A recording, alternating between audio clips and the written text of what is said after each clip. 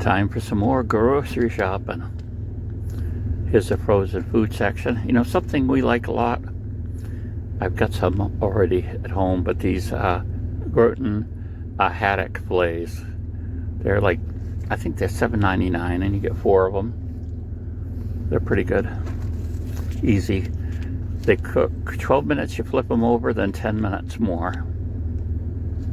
Here's these wrapped chickens with fillings, like chicken cordon bleu, and they have other fillings. We ate a lot of these until my wife finally decided she got tired of them. We had them too often, I guess. We really liked them. It's funny how if you eat something you like long enough, too often, you may not want it again. Look at this, the power saving. You can see further down, the lights are off, and as I walk, the lights on each side of the aisle are lighting up as they sense my brilliant personality. No, just the presence of someone in the aisle. And get that finger away. Oh, here's some sales stuff. It's,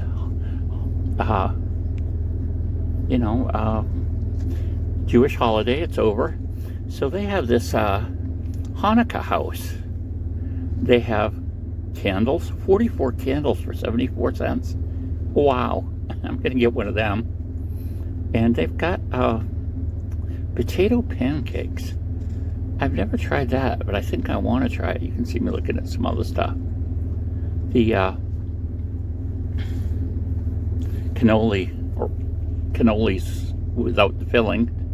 You put the filling in, of course. I didn't know you could buy them empty like that. Oh, there's some money. How about wood tops for mason jars? Kind of odd thing. It only works with dry things because if it absorbed moisture, you'd be in trouble, I guess.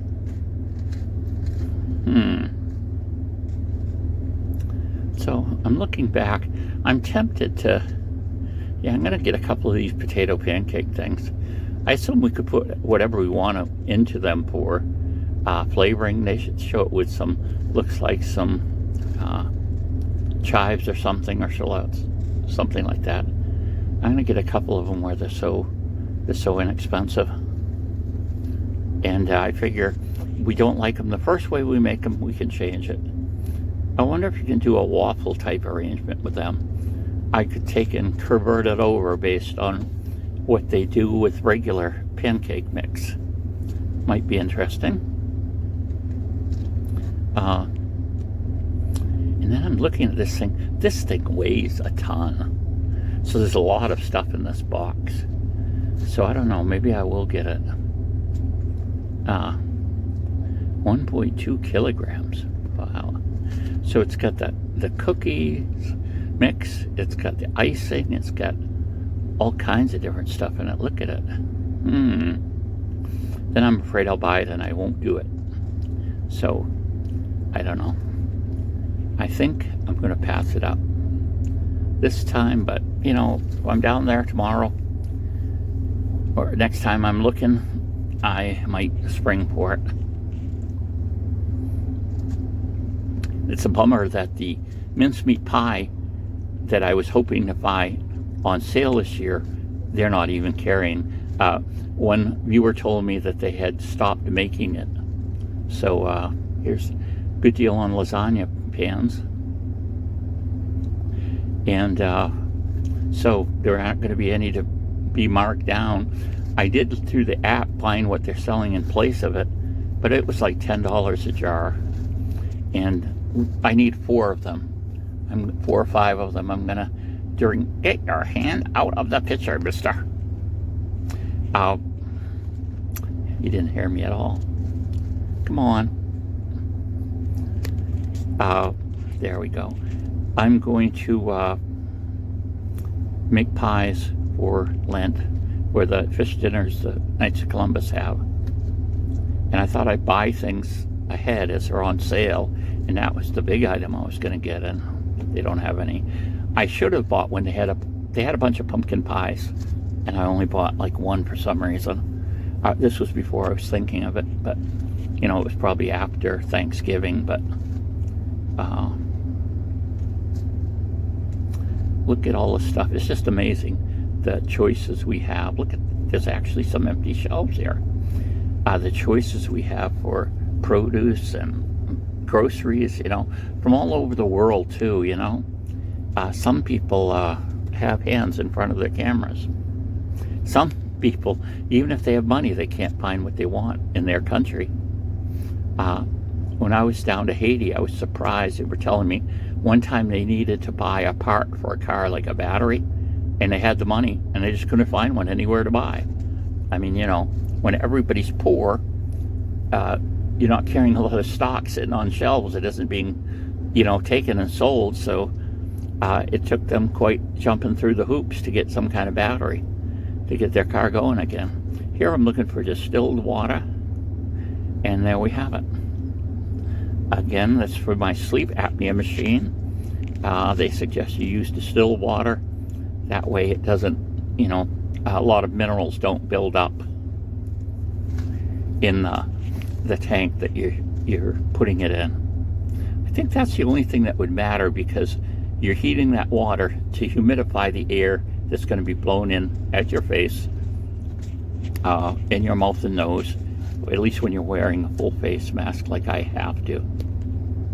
I wish I didn't, but I couldn't do anything else. I tried. Let's see. Chips.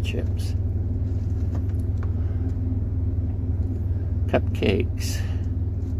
Get away from this section quick. Look at them, Little Debbie's. Oh, bagels. My wife likes the cinnamon raisin, although we bought the cranberry ones they had. Maybe it was just because of the holidays, and she thought they were excellent. They were Thomas. Cranberry bagels. Different breads. We buy once a week, we buy a loaf of this 40 calorie per slice bread. I wish I could kind of duplicate it in my bread machine, but it's like getting a bread with a lot of firm texture so it can slice easy and hold up to sandwiches. I mean, it's easy to make a roll.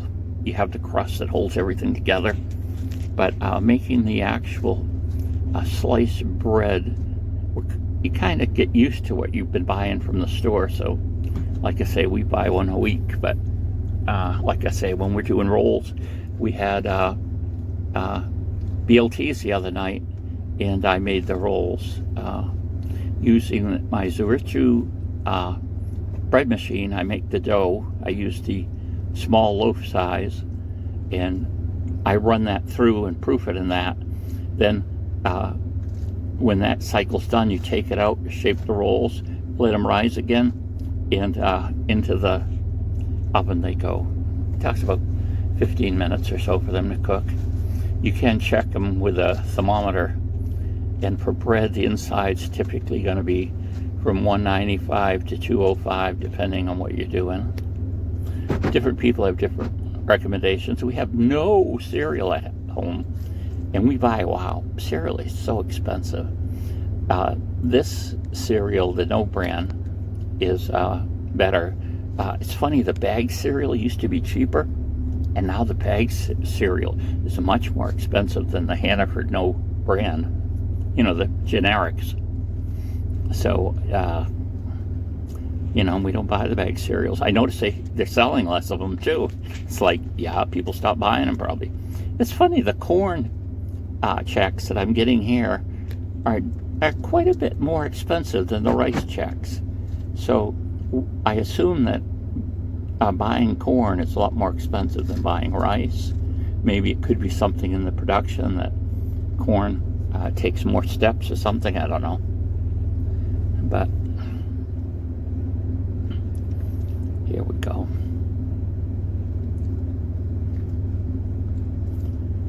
Oh, I heard a story. I had a boss once, and someone from his country, he's been in the U.S., born in the U.S., but some relative of his was going to come over. And they were in one of the Ukrainian-type countries around there. And they had reservations on coming. And so they finally get them over here. And there were all kinds of stories like this. But they said, we're going to go shopping tomorrow. You can come. And the person was like, when do I have to get up? It's like, what? Well, she was used to getting up early, and they would have to hunt through stores to find anything.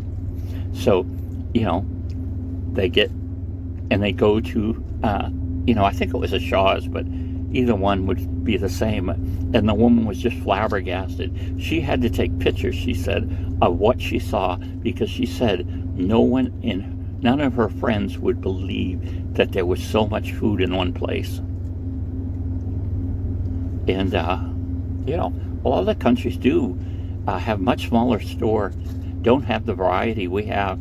My goodness, we have goods from all over the world. You can get apples, bananas, all kinds of different products from all over the place. And it's almost embarrassing the amount of food we have and resources we have. And then people grumble here still. But here's some organic rye flour made with corn. Here's the Maine Gardens. This is wheat or spelt that's been grown in Maine, milled in Maine, and it's like $10 for that little bag. It's expensive. I know some people online I see, and they mill their own flour, and I don't know how that works, because supposedly the reason you either bleach flour or age flour is it becomes more consistent. So sometimes going out of the you just grind it and use it, you can get inconsistent results. But I suppose people who do it have gotten a feel for the idea, especially if they're making the bread by hand, they get to feel the dough and decide, how it's looking, whether it needs more or less water, maybe a little more flour, whatever. But they swear by it as far as getting really good tasting loaves. Jellies. Fluff. Look at the price of fluff. It's basically whipped sugar, and it's $3.30. That's a lot. But that's what my wife has for lunch. Peanut butter and fluff. Until she gets tired of it, then we'll do something else.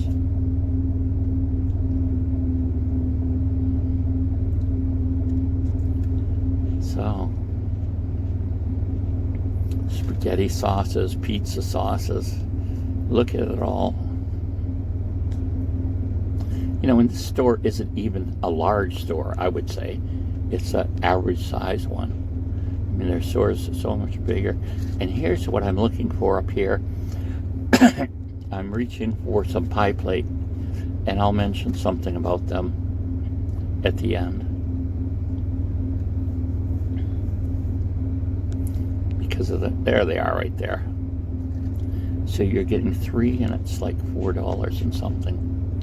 So they're like $1.25 a piece.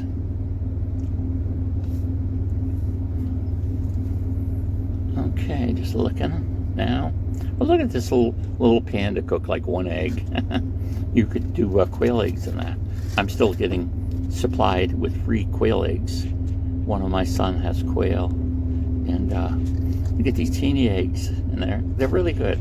I usually boil them and peel them and eat them right as they are. You should have like special scissors, but they're actually cigar opener cutters. And what that will do is you put the sharper end of the egg, if you can, the more pointy end in it, and you press it down, and that will break through the shell. And also there's a fairly thick membrane in quail eggs, and it will break that. Then you can just turn the egg over, and eventually it will drop out. Oh, we're thinking about a very unhealthy hamburger helper tonight. Now, we're going to use turkey instead of hamburger, so that will help somewhat. But the amount of salt this has in it is like way too much. I gotta start making that myself somehow. I'm sure there's nothing to it. Then I could control how much salt is going into it.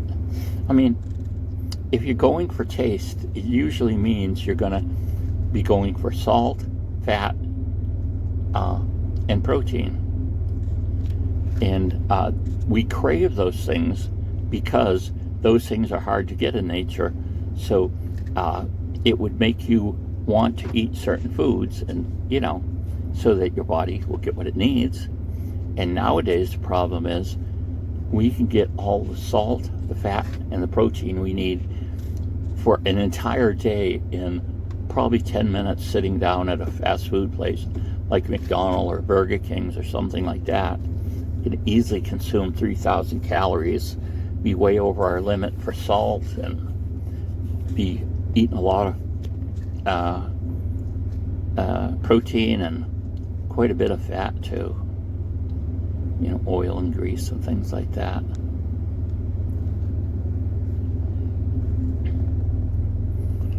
Here's the apples and things. I still notice that I do forget once in a while I do, but I don't buy bagged produce anymore because it seems like there's always some that are bad in there.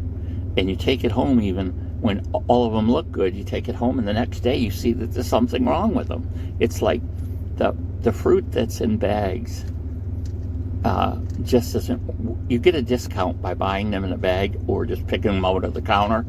But right now it doesn't make any sense to do, because if I buy 10 apples, say, that are in a bag and 2 of them are bad, that means I spent 20% more. So you might as well pick them individually up and weigh them and pay for them that way. Then at least you'll be getting apples that don't have bruises on them. That's one of the big things, bruises. And just the idea that with supply chain issues never being completely resolved, some of the produce you get is older than it used to be. And so in a bag, you can't look, completely all over something and check it and make sure that it's in its prime condition. But look at these cucumbers, seedless cucumbers. I'll tell you, I tried some of these afterwards. These are really tasted good. They're not cheap though, but still, they really were good tasting. I'd love to know what they were, try to grow some. And they're the seedless cucumbers. There's this term which I'll put in the bottom description because I can't remember it or write it across the screen here. But some fruit size is not controlled by how pollinated it is. A lot of fruit is like that. So if you have a pumpkin and you just got it in your field with other pumpkins, you'll get a certain size from each pumpkin. But if all of a sudden you introduce bees, and this is based on what a farmer told me, he said he got 25% more pumpkins and they were 25% bigger. So that's a huge increase in production based on just having bees. Someone comes in and sets the bees there and cares for the bees. They get a certain amount of honey to sell at their farm stand, and they get this big increase in their pumpkin crops. But then there are some fruit, like some of the seedless ones, that grow to a certain size, whether they're pollinated or not, which you can see a certain advantage because you wouldn't want to be selling, a cucumber that's way smaller, and just because it's seedless, it's not going to be what the consumer's looking for. Well, that's pretty much it. Let's go out to the car and we'll yak some more. So that was my walk through Hannaford Brothers in Scarborough. One of the things I was getting is these sturdier disposable still pans. The Knights of Columbus does fish dinners during Lent, and what I did last year, I don't want to repeat it again this year, is bring 2 pies. So that would be 2 pies for 4 or 5 weeks. So these are just nice to have there.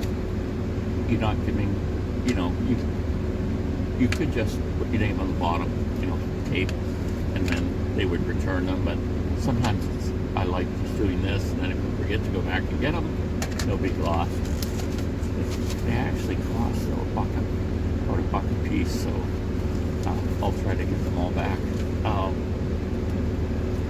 Usually I do mincemeat and something else like a pumpkin or apple. And the mincemeat brand that I used, it went on sale. I bought all of these containers of it. I used all but one. And evidently, it's not a product offered anymore. I don't know if the company went under or they just decided it's making that one flavor or what. It's an interesting mincemeat. My dad always made it with the neck of a deer. You know, you put all that meat in there, and it's not like you cut out a steak or something. So you would get that meat off of the neck. And I forget how he did that, but maybe it was just a matter of cooking it. And so that would end up going in the mincemeat pie.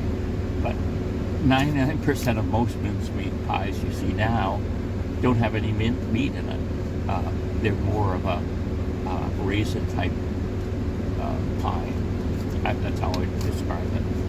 And I like it. I mean, it's not my favorite pie, but I like it. I do like to have it once in a while. And so I might be trying some different recipes out to see if I can find something that I think is good enough to share.